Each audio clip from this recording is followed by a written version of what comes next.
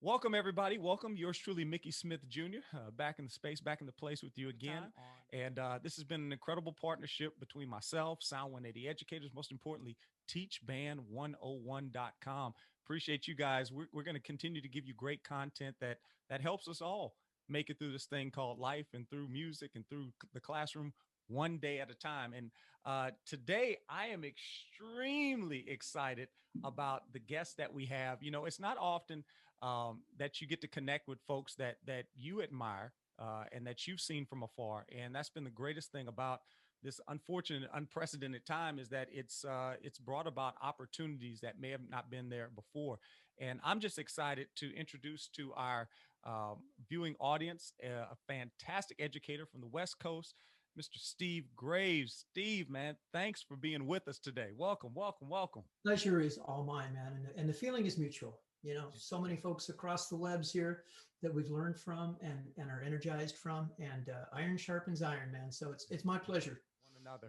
But if you could just tell us a little bit about yourself, specifically where you're based out of and uh, where you're teaching at and how long you've been teaching, man. Sure, sure. Well, currently I'm the band director at Lexington Junior High. And for those people out there right now that are struggling, man, they're struggling. They're trying to figure this thing out. And sometimes we get so focused in on the technology, which is super important, which, by the way, I know who you are as a teacher, but I need to find out when did you become a rock star virtual teacher? That's what we're going to talk about in a minute, man, because you are like a rock star online teacher. I That, don't care what you say, man. You are the bomb.com, man. But I watch you, you're able to find that balance. You know your stuff, you're definitely learning it. I mean, it looks great. He knows the setup. You got your setup just right. You got, the technology is where it needs to be and what it needs to be for everybody. But one thing that I've never seen sacrifice is the big picture. And that's the heart of the child. Like I always feel like you never forget who you're teaching on that screen. Cause some people they just stop at the screen, but I feel like you go beyond the screen. So it's um can't stop it. Yeah, that's. I mean, you can't stop it at it's not about what microphone do you have or what camera do you have, how many computers you have, how many screens you have. You know, we used to say, just give me kids warm bodies and instruments and some music to work with. We're gonna make music. We're gonna have to give them warm bodies and instruments, and everything else is a plus. You know, okay, well now maybe we have warm bodies and maybe we have instruments. yeah. The thing is not the thing anymore. That thing is totally different. And so, but it's still that. It's still okay. What can we do? What can we do? Because it's one thing we can't do. Of all the things we could do, Yeah. there's just the one. We What's the one? can't do it together. Yeah. We can't do it in a room together at the same time, at least where I'm at. Yeah. And we can't all be together. You know, we can't all be together making this music at the same time in the same place with each other. That's the one thing. But can we still enjoy music? Can we still have experiences? Can we still share knowledge? Can we still see growth? Um, yeah, all of Well, that. There's nothing that says that can't happen nothing. if Yeah. if we make it happen. That's it. That's it. And, I'm listening to you, and for the person that maybe doesn't know you, folks will look at a situation and like, yeah, Mickey, that sounds good, but you got that nice red jacket on, and Steve, he can't possibly understand because look at his setup back there. He's got it all together. I want you to share with the audience, if you don't mind. And we're just Sure. talking right now, man. I mean, I'm hearing all the good vibes you're throwing out. You're throwing out those good West Coast vibes, man. I'm feeling some good vibrations, but I know it's not all unicorns and rainbows every day. What has been for you this season? This season, what has been the greatest stressor? If you could rank it, what has been the greatest difficulty? You may have spoken to it already, but what's been the most just tumultuous thing that you had to face that maybe you thought maybe I can't get past this? What was that thing for you this year? It's still the thing. Um, usually in the course of a school year, in a semester, there's two or three kids that that have a really tough time for whatever reason. That they're just slow learners. They have difficulties at home, anywhere in between, two or three. And you worry about those two or three, but you can deal with them, because you can always grab them for a few minutes and go, look at this. This is what we're going to do. But now, Hmm. when it's a dozen kids that you don't see at all, Yeah. that are on your roll sheet that maybe showed up for the first couple classes and have not shown up, or that came and checked out a horn and then and will log in for attendance but have really not shown up, haven't turned in a lick of things. Those are the ones I'm concerned about right now. You know, the kids who are trying, the kids who are, we're going to be okay. But the ones who have completely checked out, who I have no communication with, they haven't answered an email. You know, anytime they show up in class, you know, I'll shoot them a private message. Say, hey, it's really good to see you. What can I do for you? Let me know if you have any questions. Here's what we're doing right now. And you might get a, okay, thanks, but nothing. Yeah. Yeah. For all of us, I think that's the thing that hurts us the most, is the ones that we want to reach that we can't reach. Mm-hmm. Unreachable, and we're not used to it. Yeah. Yeah. You know, and I'm still trying to think of strategies right now. The email I'm writing in my head to each one of them is hey, what's the expectation for next semester? And I don't want to write this to you asking you, saying here's what you didn't do and here's what you need to do, but rather I want to ask you, what can I do for you? Yeah. What do you need? What is your expectation for me? Here's the things I need to help you, but what do you want? And I think we have to keep starting from there at this point, and know that there's so many different things going on, things that we may or may not know, things that are out of our control, and things that we can't even possibly imagine that are going on. There's some people right now looking at this situation and they're thinking, this is terrible.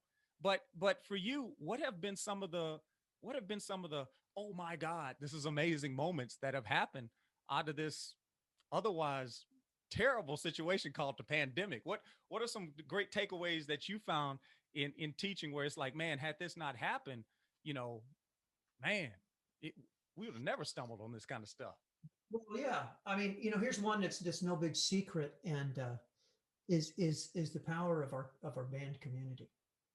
You know, we love to gather and we love the banter and we love the hang. Boy, do I miss the hang. Yeah. But the way that the band community has come together through all this, whether it's everybody communicating on what's happening with the Colorado study, whether it's publishing companies going, okay, wait, we're gonna relax the rules, or composers going, we're gonna write stuff you can use right now, and we're gonna send it out to you for free, or in a way that you can distribute, or the directors all sharing all the different things they've found. You know, I mean, that's the only reason I figured anything out, is just paying attention to what people are putting out and saying, oh, first day of instruments with beginners this year was one of the smoothest I've ever had. Get out of here. Okay. You know, what I call plate spinning week, you know? Yeah. You're just going, hey, let's get a little attention to this one, a little attention to this one, come this one. Pretty soon you got 16 going. That was one of the smoothest instrument starts ever, because of the preparation the kids had to do ahead of time by watching. You got to watch this video on how to open your case, and this video on about reeds, and this video about pushing all that stuff out ahead of time. And then it's all front loaded. And when they finally meet with me and I say, okay, do the thing and show me. Okay, 90% there. Okay, let's talk about the sound that we're going to make. Do the thing like it said on the video. A lot of them could do it. Very few that I had to walk through it. And doing it this way. Yeah. Now, put you and me in a classroom with the actual kids doing that, who have been front loaded that way. This thing is going to move quick. Yeah. The use of video lessons, which I started last spring. Noticeable difference in the kids who were following the video lessons or playing along with the play-alongs versus the kids who were not. Noticeable difference. Just, you know, so being able to push out content ahead of time that way, having to use sites, easy to use sites like musictheory.net. Let's just get the kids naming notes more, and let's play some more games. Let's do a Kahoot, you know, and realizing how much the kids love to play the game. All of those things, gold, and stuff you can keep using in the classroom.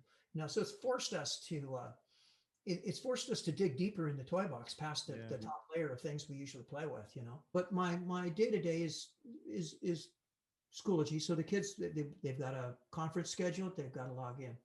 I usually do a countdown about 5 minutes before. I've got some music going, little countdown, video countdown at 5 before. So the kids know if they log in early that, okay, class is going to happen. And it's got a scroll that reminds them about muting and about headphones and such and such. Sometimes before that, I'll start I'll put on a YouTube, because I've got some kids that they end one class, they log into the next, they just leave it on, Yeah. and I'll find a YouTube video to put on of whatever it is that day.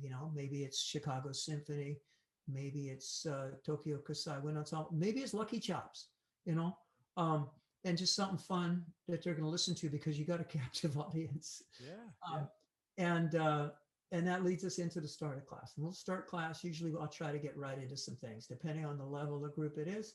With my more experienced kids, we'll do some breathing stuff first. We'll launch right into some stretches, breathing gym on Mondays.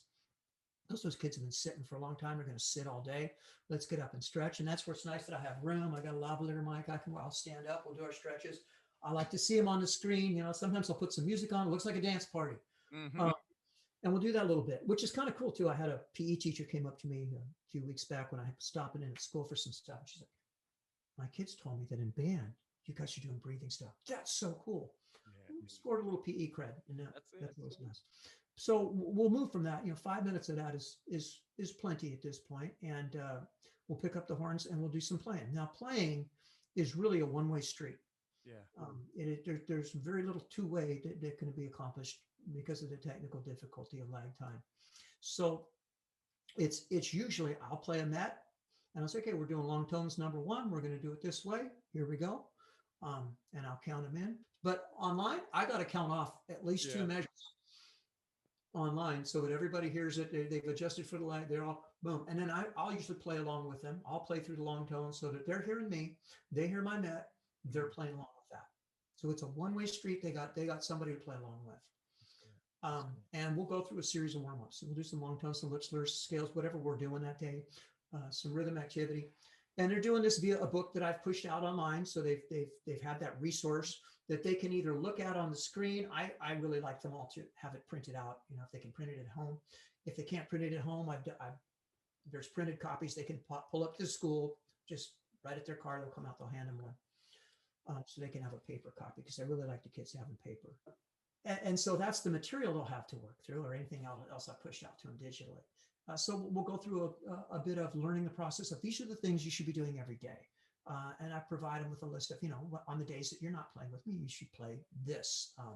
There's a few play along videos they have for me. And one of the things I'm doing during this time is setting up for my beginning kids. Here's your daily 5-10 minute playthrough. Here's the video. Here's the woodwind video. Here's the brass video.